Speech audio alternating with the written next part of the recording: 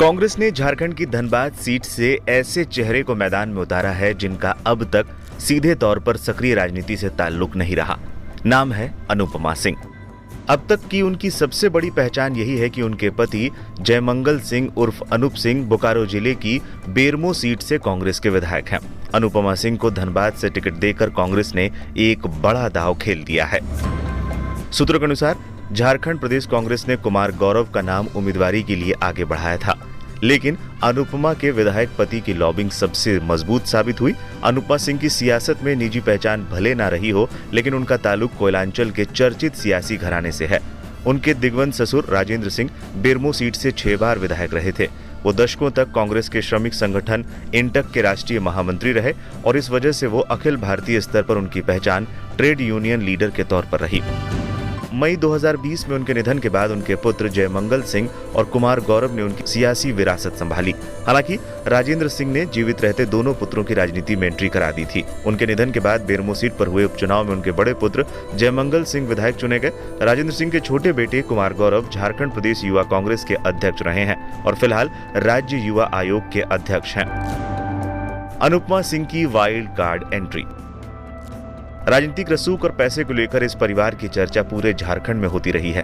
ये पहली बार है जब परिवार की बहू की राजनीति में सीधे सांसद कैंडिडेट के तौर पर एंट्री हुई है। अनुपमा सिंह के पिता डॉक्टर हैं और बिहार के एक जिले में सिविल सर्जन के तौर पर पोस्टेड हैं। बताया गया कि उन्होंने पटना विमेंस कॉलेज से राजनीति विज्ञान में ग्रेजुएशन की डिग्री ली है। अनुपमा सिंह को कांग्रेस प्रत्याशी बनाने के फैसले ने हर किसी को चौंका दिया है।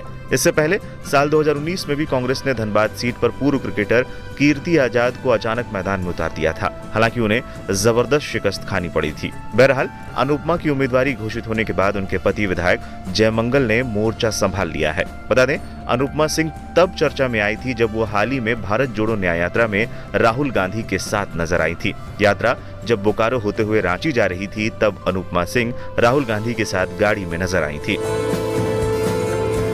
धनबाद में ढुल्लू महतो से होगा मुकाबला।